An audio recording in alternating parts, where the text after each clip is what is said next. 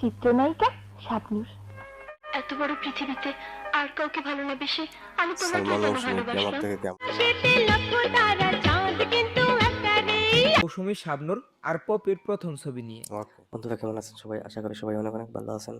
বন্ধুরা, আজ আমরা দেখো আমাদের প্রিয় নায়িকা মৌসুমী শাবনূর ও পপি তাদের আসলে প্রথম ছবিতে তারা আসলে কেমন অভিনয় করেছিলেন এরকম একটি ভিডিও। তো চলুন আমরা আসলে দেখে নিই আজকে এই ভিডিওটি থেকে আসলে তারা তাদের প্রথম ছবিতে কিরকম অভিনয় করেছিলেন। তাই মনে করি যারা আসলে বাংলা চলচ্চিত্রে কিছুটা খোঁজখবর রাখেন এবং এই বিষয়ে আসলে কিছু ইন্টারেস্টিং আছেন, তাদের কাছে আসলে ভিডিওটি অনেক বেশি ইন্টারেস্টিং লাগতে পারে। তো যাই হোক, আসলে আর কথা না বলে চলুন আমরা ভিডিওটি দেখা শুরু করি। আর অবশ্যই তার আগে বলে নেই যে এই ভিডিওটি আমি দেখতেছি এক্সপ্লেন্টার মেহেদি ইউটিউব চ্যানেল থেকে। তো অবশ্যই ভিডিওর লিঙ্ক পেয়ে যাবেন ডিসক্রিপশন বক্সে, চাইলে সেখান থেকেও দেখে নিতে পারেন।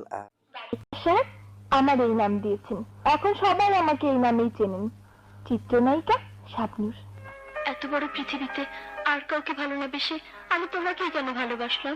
বাংলা সিনেমার ইতিহাসে 90 দশক এক সোনালী অধ্যায়।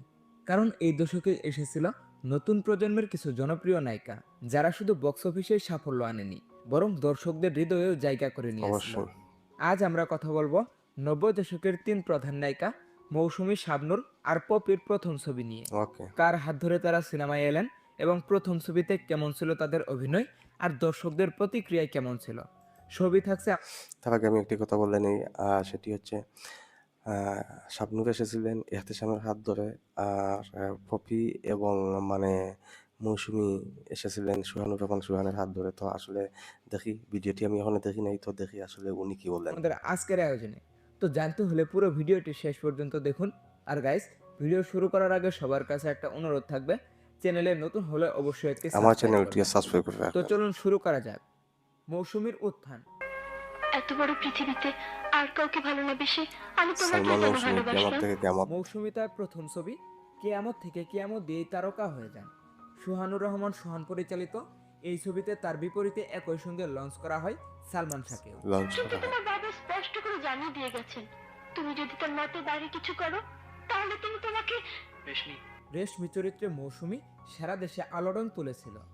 ছবির সবগুলো গানই জনপ্রিয় ছিল, তবে তার মধ্যে বিশেষ করে ও আমার বন্ধু গো ও আমার বন্ধু গো, চিরসাথী পথ চলা। আহ এবং এখন তো সময় ভালোবাসার এই গান দুটি আরো বেশি জনপ্রিয় ছিল।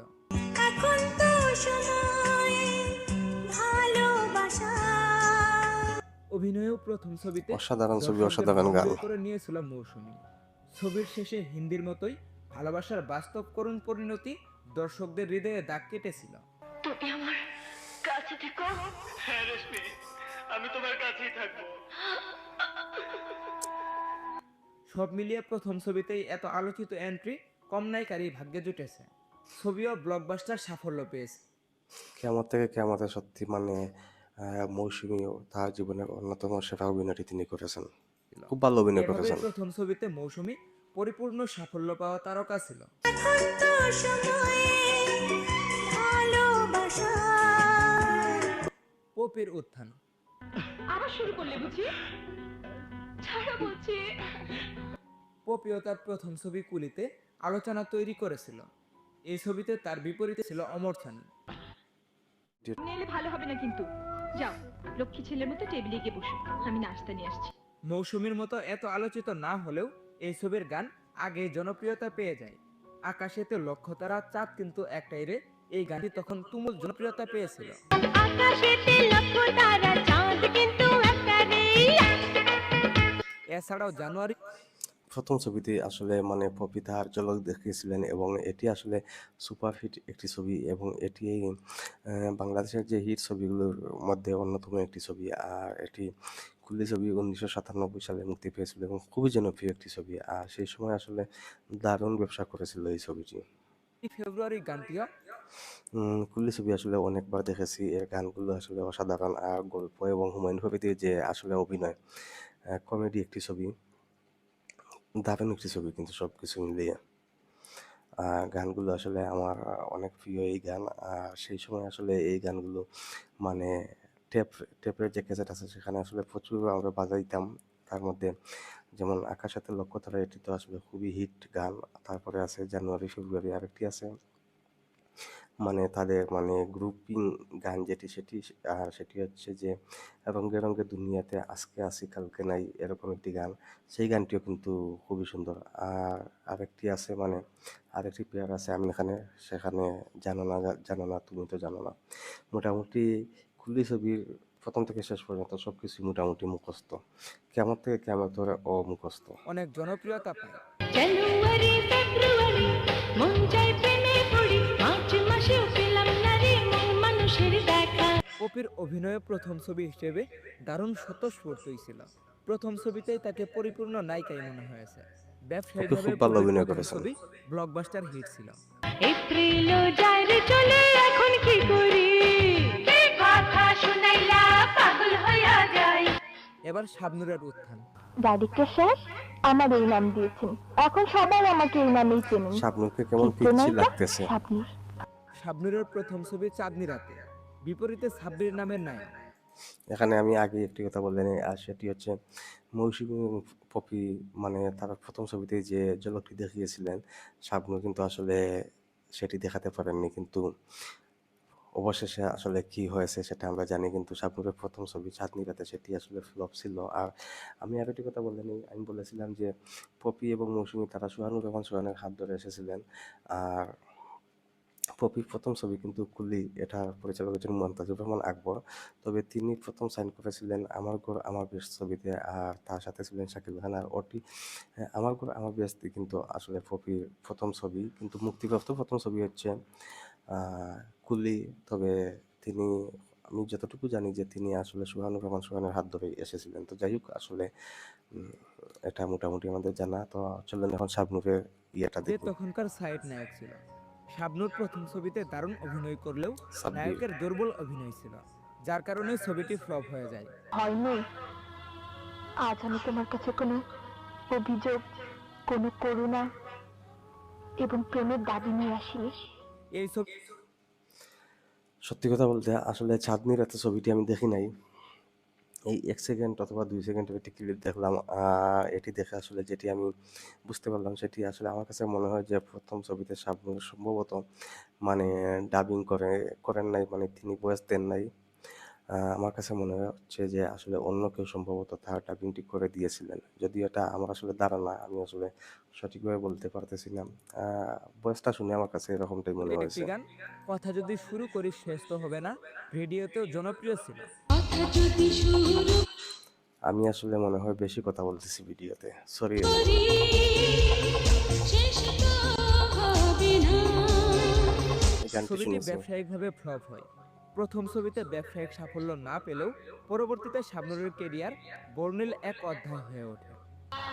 ও হ্যাঁ, তুমি তো বাসি। পরবর্তীতে কি হয়েছে সেটা আমরা জানি। সকালবেলায় তোমার জন্য এই বাসিটি নিয়ে এসেছি।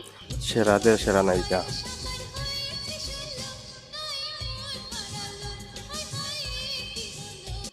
নব্বই দশকে মৌসুমী, পপি আর শাবনূরের প্রথম সিনেমাগুলো শুধু তাদের কেরিয়ার বদলে দেয়নি, বরং পুরো বাংলা সিনেমার ইতিহাসেও এক নতুন অধ্যায়ের সূচনা করে।